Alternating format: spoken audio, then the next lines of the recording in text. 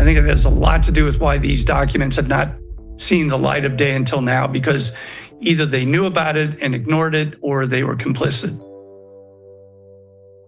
The CIA and the FBI, who are releasing these documents in the main, have always supported the theory that it was Lee Harvey Oswald who was the president, and have rejected the idea that there was a second gunman. The assassination of JFK has remained one of the most perplexing events in American history, with many still questioning the official narrative after over 6 decades. Who JFK? That question has haunted this country for more than 60 years, and polls show most Americans don't accept the official version. This new trove of documents, so far, is unlikely to change many minds. This morning, more than 60 years after President John F. Kennedy's more than 63,000 pages of unredacted files, long held secret, are now public.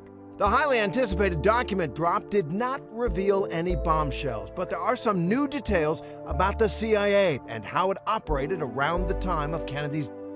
For those who have long suspected a larger conspiracy, this ongoing uncertainty only deepens the mystery surrounding his death. This is a pretty big deal for many who harbored the notion that there was a greater conspiracy at work. Now they'll be able to see exactly what the government had. One of the files, known as the Schlesinger Memo, revealed that some of President Kennedy's closest associates did not trust the CIA and were skeptical of its motives. Another file pulled back the curtain on some CIA operations. The organization was tapping Soviet and Cuban telephones at their diplomatic facilities in Mexico City, locations Lee Harvey Oswald visited in the months before the... As more of these documents continue to be unveiled, some dating back over the last few decades, they offer new insights into the event. This latest JFK document drop a promise from President Trump, who signed an executive order to have the records released without redactions. And everything will be revealed. While the initial investigation of the determined 24-year-old Lee Harvey Oswald acted alone in Kennedy, and subsequent investigations confirmed that, all that hasn't stopped decades of conspiracy theories. Why was Kennedy killed? Who benefited? Who has the power to cover it up? I think that it will be frustrating to those who believe that there was a greater conspiracy. While the documents raise more questions, no credible evidence has emerged to support the idea of a larger conspiracy behind the assassination. There are still a lot of questions, but there has been no theory that gives credibility to the notion that there was a greater conspiracy at work. A few documents related to Robert F. Kennedy and to Martin Luther King Jr. were also released, including some related to their. But so far there were no new information that changes established conclusions either.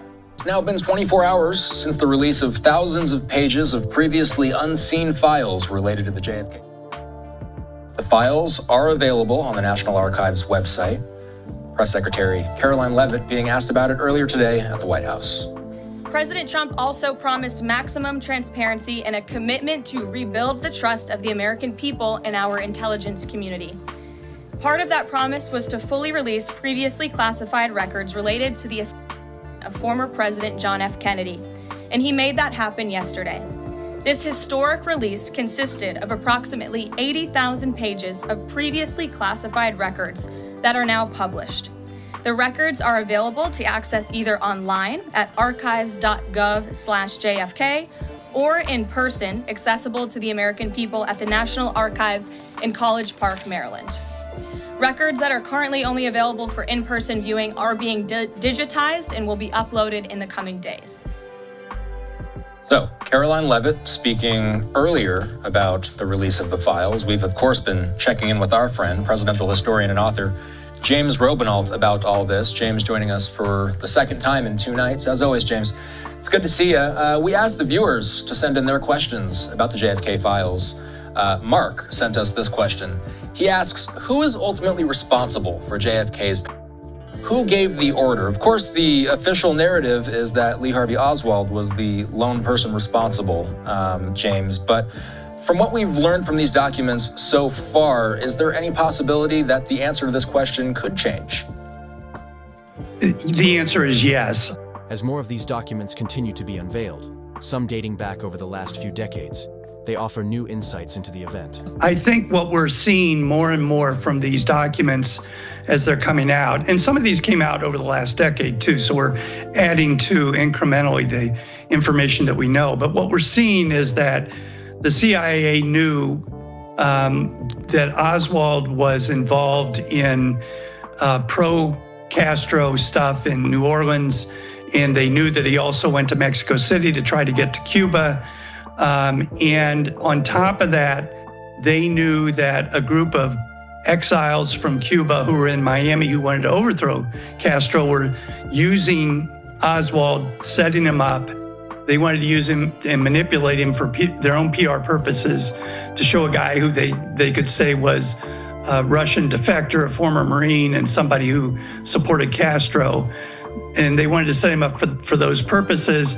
And at some point, that morphed into, I think, them getting involved in this whole idea of President Kennedy. So at some point, it changed from just a manipulation PR operation that the CIA knew about, funded, to what could have been something that got out of control. So I think the Cuban exiles more and more are being shown to be the likely people who were involved in the for lots of reasons, and the CIA had funded them.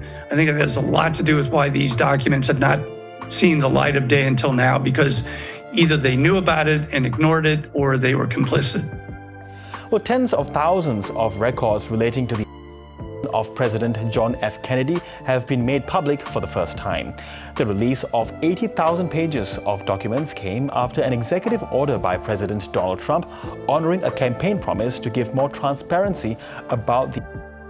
Now, reporters and researchers and people who have a theory or two about JFK are undoubtedly trawling through those thousands of pages of documents. Are we expecting to find anything groundbreaking? The CIA and FBI, who have primarily released these records, have consistently upheld the theory that Lee Harvey Oswald acted alone, dismissing the idea of a second gunman. I doubt it, because the CIA and the FBI, who are releasing these documents in the main, have always supported the theory that it was Lee Harvey Oswald who shot the president, and have rejected the idea that it was a second gunman. Moreover, because Trump asked for these records to be released so quickly, it's a pretty chaotic dump of records in which you find a lot of material that has no relationship at all to the Kennedy. In fact, quite a bit of it is about 1968 and the two of Martin Luther King and Robert Kennedy.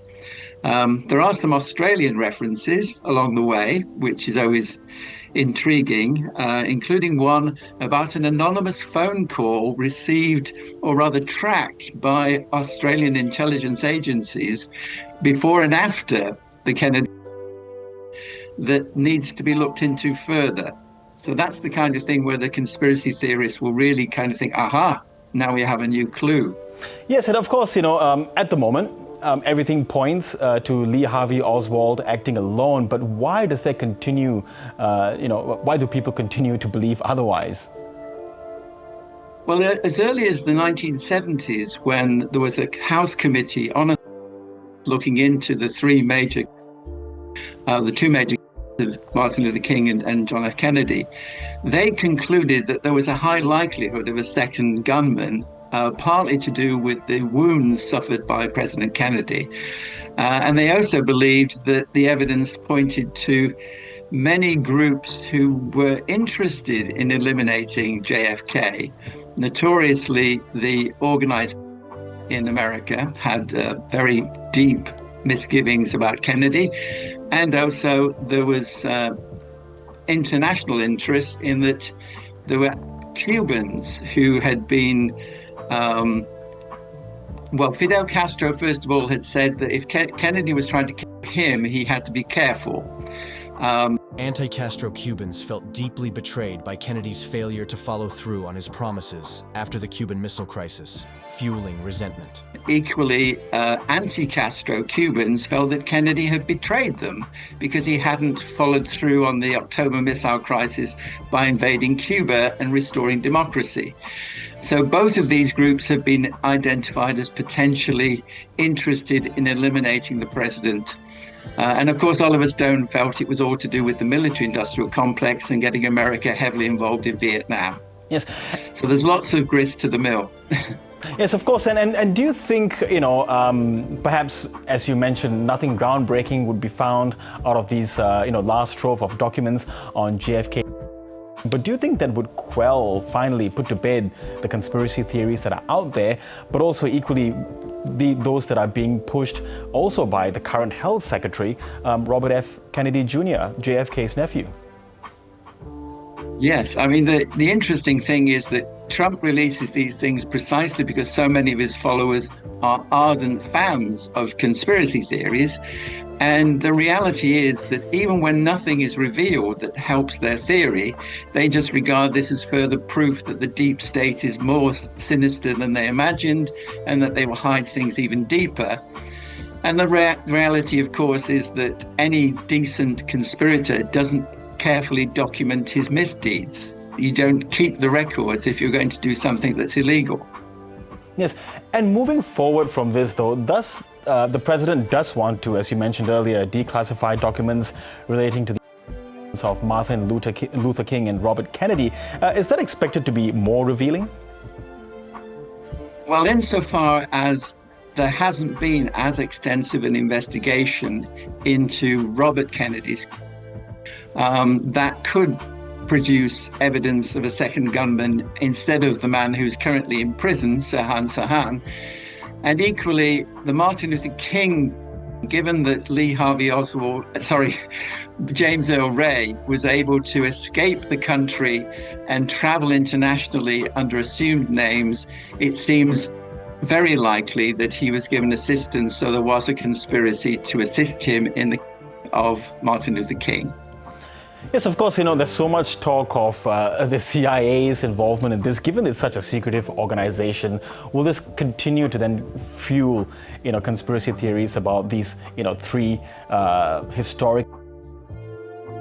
The revelations in these newly released documents show why the CIA was reluctant to make them public, as they contain information that sheds light on the complex political climate of the time. Yeah, I think the conspiracy theories are just too enjoyable for their participants to give up. And equally, what is interesting about the documents that have been released is you can see why the CIA didn't want them released, because many of them are to do with their management of international assets. So informants and people who are helping the CIA in different ways. And clearly, if you were trying to recruit people like that, one of the things they wanted to know was that their identity would be protected. So you can understand why they were worried. And a lot of the documents also relate to previous investigations that the CIA has tried to manage to limit the damage to its operations. So I'm a little concerned that actually Trump has given international enemies a briefing book on how the CIA operates. Yes, and with what you just said about the CIA, does it apply to perhaps that anonymous phone call or phone calls that were made to the US Embassy in Canberra just before and after JFK's? What do you think might have happened in that instance? Well, I think embassies around the world, and I think this might well have been monitoring the Soviet consulate rather than the American embassy. Embassies around the world get crank calls. It's one of the aspects of their work. And so it's only after the event that suddenly everybody thinks, oh, we had that phone call. And they need to take it seriously. So there's another reference to the fact that there was some dealings with a Polish driver of a Soviet diplomat in Canberra around the time of the Kennedy. But it's all very opaque and no one can really tell whether this is the smoking or just one of those things that crosses the embassy's desk on a daily basis.